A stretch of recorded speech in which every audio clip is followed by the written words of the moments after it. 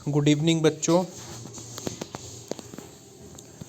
जैसा कि आप लोगों को मालूम है, हम लोग क्लास 9th की हिस्ट्री पढ़ रहे हैं।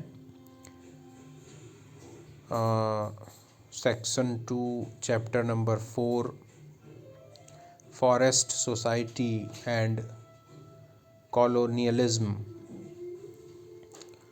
बच्चों, अभी तक हम लोग हेडिंग नंबर 1 को कंप्लीट कर चुके हैं और हेडिंग नंबर 2 को भी कंप्लीट कर चुके हैं।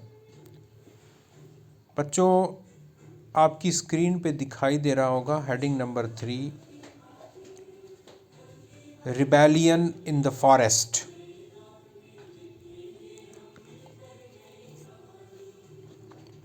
आज का हमारा टॉपिक बच्चों यही रहेगा। हमने पिछले वीडियोस में इस चैप्टर को समझा कि किस तरह से कॉलोनियल गवर्नमेंट ने अपनी सुविधा के लिए, अपने एडवांटेज के लिए भारत में वन से संबंधित कानून बनाए, फॉरेस्ट लॉज इनेक्ट किए, उनको इम्प्लीमेंट किया गया। लेकिन उसके जो कॉन्सिक्वेंसेस, उसके जो दुष्परिणाम, दुष्प्रभाव जो थे, वो स्थानीय लोगों पर किस तरीके से पड़े, कौन सी मुश्किलों का सामना उनको करना पड़ा लोगों को। वे लोग जो उन जंगलों में रहते थे या जंगलों के आसपास ग्रामीण इलाकों में रहते थे, जिनकी अर्थव्यवस्था प्रत्यक्ष या अप्रत्यक्ष रूप से जंगलों से जुड़ी हुई थी, उन पर क्या असर पड़ा, है ना। ये सब चीज़ें हमने अभी तक पढ़ी 7 डिफरेंट पार्ट्स में। बच्चों, ये 8th पार्ट मैं आपके लिए ला रहा हूँ। इसमें हम देखेंगे कि किस तरह से सब कुछ झेलने के बाद या झेलते हुए जो ट्राइबल पीपल हैं, जो आदिवासी लोग थे, उन लोगों ने किस तरह से प्रोटेस्ट किया, रिवोल्ट किया, विरोध किया। अपने विरोध करने का उनका क्या तरीका था, इसी को हम इस हेडिंग नंबर 3 में पढ़ेंगे, rebellion in the forest. Rebellion मतलब वही विद्रोह। In many parts of India and across the world, forest communities rebelled against the changes that were being imposed on them. चाहे वो भारत के अनेक हिस्से हों या विश्व में कई जगह, जहाँ कहीं भी ऐसी कम्युनिटीज़, ऐसी समुदाय जो कि जंगलों से जुड़े हुए थे, उन लोगों ने इन जबरदस्ती किए गए परिवर्तनों के खिलाफ विद्रोह किया, जो कि उनके ऊपर थोप दिए गए थे। The leaders of these movements against the British like Sidhu and Kanhu in the Santhal Parganas, Birsa Munda of Chota Nagpur और Alluri Sitarama Raju of Andhra Pradesh are still remembered today in songs and stories. हम जब इतिहास को, भारतीय इतिहास को देखते हैं, और ख़ास तौर से जो आधुनिक इतिहास है, मॉडर्न हिस्ट्री ऑफ इंडिया, उसमें आपने क्लास 8th में पढ़ा होगा बच्चों, चाहे आपने NCERT की बुक फॉलो की हो या कोई और पब्लिकेशन। 8th स्टैंडर्ड में बताया गया है कॉलोनियल गवर्नमेंट के बारे में, ब्रिटिश गवर्नमेंट के बारे में। जब भारत पर ब्रिटिश राज था, तो किस तरह से फॉरेस्ट कम्युनिटीज़ ने, ट्राइबल पीपल ने इंडिया के डिफरेंट पार्ट्स में रिबेल किया, रिवोल्ट किया, विरोध किया, विद्रोह किया, वो रिवोल्ट आर्म्ड, अधिकतर आर्म्ड रिवोल्ट था, सशस्त्र विद्रोह था, हथियारबंद विद्रोह था अंग्रेजों के खिलाफ। और कुछ एक ऐसे नाम हैं जिनको भुलाया नहीं जा सकता, आज भी लोग उनको याद करते हैं, बड़े सम्मान के साथ याद करते हैं। न सिर्फ ट्राइबल पीपल बल्कि समस्त भारतवासी उनको पूरा सम्मान की दृष्टि से देखते हैं, क्योंकि उन्होंने आगे बढ़कर यातनाओं को झेल करके और विरोध किया, गलत बात का, शोषण का, अत्याचार का विरोध किया। बच्चों, आपने सिद्धू और कान्हू मुर्मू के बारे में ज़रूर सुना होगा। संथाल परगना क्षेत्र, ये झारखंड में पड़ेगा बच्चों। इसके अलावा बिरसा मुंडा को कौन नहीं जानता, छोटा नागपुर क्षेत्र, ये भी झारखंड में। और आंध्र प्रदेश के गुडेम हिल्स के जो क्रांतिकारी थे, एल्लूरी सीताराम राजू। तो ये कुछ ऐसे नाम हैं जो आज भी हमारी कहानियों में, हमारे गीतों में शामिल हैं। We will now discuss in detail one such rebellion which took place in Kingdom of Bastar in 1910. अभी आगे हम जो विरोध या विद्रोह के बारे में पढ़ेंगे बच्चों, वो विद्रोह हुआ था बस्तर बच्चों, छत्तीसगढ़, आज का जो हमारा छत्तीसगढ़ है राज्य, वहाँ पर बस्तर डिस्ट्रिक्ट है।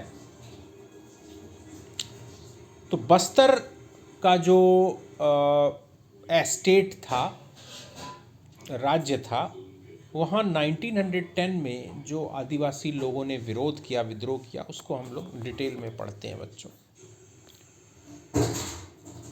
The people of Bastar 3.1। Bastar is located in the southern most part of Chhattisgarh. मैंने बताया छत्तीसगढ़ में है, छत्तीसगढ़ के दक्षिणी इलाके में। और ये ज़िला ऐसी जगह पे है जहाँ 3 अन्य राज्यों की सीमाएं मिलती हैं। वो हैं Andhra Pradesh, Odisha and Maharashtra. The central part of Bastar is on a plateau. Bastar district का जो मध्य भाग है, सेंट्रल पार्ट है, वो एक प्लेटू है, यानी पठारी क्षेत्र है, प्लेटू।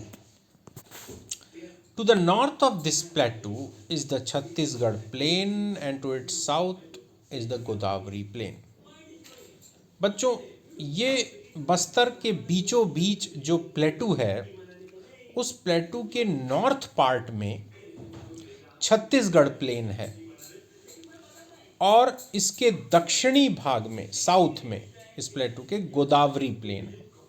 यानी दो तरफ प्लेन जो टेरेन है ना, जो लैंडफॉर्म है, दो तरफ प्लेन है, नॉर्थ और साउथ में, और सेंट्रल पार्ट में प्लेटू है। The river Indravati winds across Bastar east to west. और इंद्रावती नदी जो है वो बस्तर के बीचों बीच से गुजरती है, ईस्ट टू वेस्ट, पूर्व से पश्चिम की ओर। A number of different communities live in Bastar, such as Maria and Muria Gonds, Dhurwas, भटराज और हलबाज।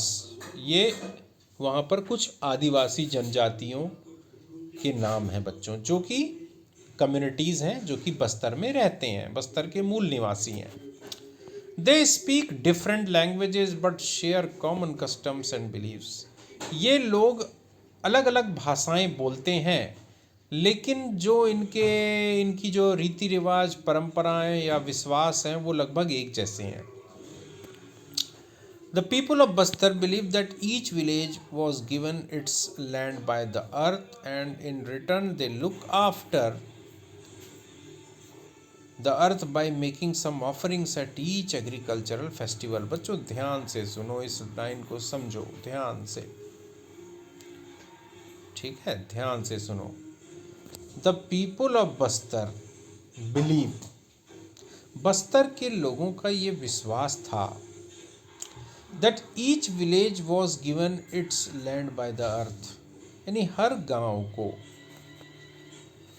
गांव को जो जमीन मिली हुई है वो अर्थ, ये धरती, ये पृथ्वी जो कि एक देवी के रूप में है ना, एक देवी है, उनके द्वारा जमीन दी गई है हर गांव को।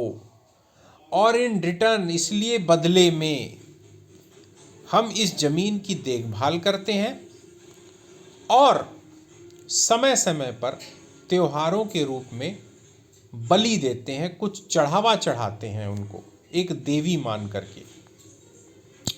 In addition to the earth, they show respect to the spirits of the river, the forest and the mountain. इसके अलावा अर्थ यानी धरती माँ के अलावा, यानी इस पृथ्वी, इस धरती को वो देवी के रूप में पूजते थे। उसके अलावा वो नदी, जंगल और पहाड़ को भी दैवीय शक्ति के रूप में पूजते थे, है ना, दैवीय शक्तियों के रूप में, ईश्वरीय शक्तियों के रूप में पूजते थे, चाहे वो रिवर हो, नदी हो, फॉरेस्ट हो, जंगल हो या फिर कोई पर्वत हो, माउंटेन हो। मतलब इन लोगों को भी वो श्रद्धा, आध्यात्म और दैवीय शक्तियों के रूप में मानते थे वो लोग, मतलब ये भी उनके लिए बहुत पवित्र थे। Since each village knows where its boundaries lie, the local people look after all the natural resources within that boundary. जैसा कि था, हर ग्रामीण, हर गांव जानता था, ये बात जानता था, या उस गांव में रहने वाले लोग इस बात को जानते थे कि उनके गांव की सीमा कहाँ तक है। इसलिए जो स्थानीय लोग थे उस अपने सीमा के अंदर जितने भी प्राकृतिक संसाधन थे, प्राकृतिक संसाधन, उनकी देखभाल वो करते थे। प्राकृतिक संसाधन मतलब नदी, पहाड़, जंगल, मिट्टी, धरती, जो भी, उनकी देखभाल वो करते थे। वो जानते थे, हर गांव का व्यक्ति जानता था कि हमारे गांव की सीमा कहाँ तक है और उसके अंदर जितने भी रिसोर्सेज हैं, संसाधन हैं, उनकी सुरक्षा, उनकी देखभाल हमारी जिम्मेदारी है। If people from a village want to take some wood from the forest of another village, they pay a small fee called दिवसारी, दंड और मन in exchange.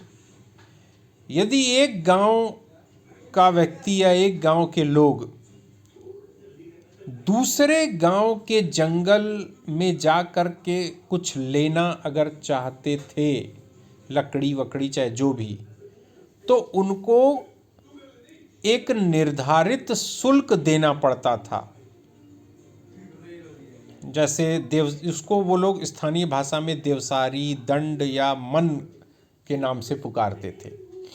मतलब जैसे एक गांव के लोग हैं, उनका अपना जंगली इलाका है, लेकिन उस अपने जंगली इलाके को छोड़ करके वो दूसरे गांव के जंगल में अगर जा रहे हैं और वहाँ से कुछ भी सूखी लकड़ी या कोई भी फॉरेस्ट प्रोडक्ट अगर ले रहे हैं, तो बदले में उन लोगों को, उस गांव वालों को कुछ देना पड़ता था, एक निर्धारित शुल्क, एक फ़ी देनी पड़ती थी।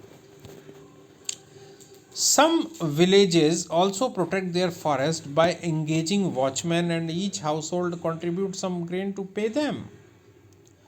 और कुछ गांव में तो ग्रामीणों ने चौकीदार भी नियुक्त कर रखा था अपने जंगलों की सुरक्षा के लिए, कि भाई हमारे जंगल में जो भी प्रोडक्ट है या जंगल से जुड़ा कोई भी चीज़ है उसकी आप चौकीदारी करिए, रखवाली करिए, ठीक है।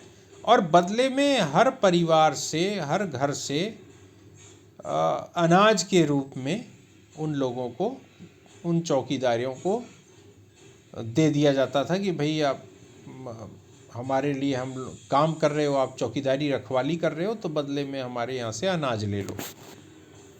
Every year there is one big hunt where the headmen of villages in a pargana meet and discuss issues of concern including forest। और हर साल जब कोई बड़ा त्यौहार मनाया जाता था, बड़ा शिकार वगैरह होता था, किया जाता था, तो आस पास के गांव के, यानी परगना, परगना का मतलब होता है ग्रुप ऑफ विलेजेस और क्लस्टर ऑफ विलेजेस, यानी कई गांवों का समूह, 10 20 30 40 50 गांवों का जो ग्रुप होता है उसको परगना कहा जाता है। तो जब पूरे परगना के जो हेडमैन यानी जो मुखिया होते थे, अलग अलग जनजातियों के मुखिया हेडमैन जो होते थे, जब वो लोग मिलते थे तो वो लोग अक्सर इस तरह के मामलों को डिस्कस करते थे कि भाई किसका कहाँ तक जंगल है, किसका क्या इशू है, किसका क्या मामला है, कोई डिस्प्यूट है, कोई विवाद है, उस पर ये लोग डिस्कशन करते थे बच्चों। ठीक है, आज का बच्चों वीडियो यहीं तक, और नेक्स्ट डे हम लोग 3.2 the fears of the people को पढ़ेंगे, समझेंगे। बच्चों आप वीडियो को देखिए, समझने की कोशिश करिए। कोई भी प्रॉब्लम हो, ना समझ में आया हो, आप कमेंट करके बता सकते हैं बच्चों। ठीक है, ओके, गुड नाइट।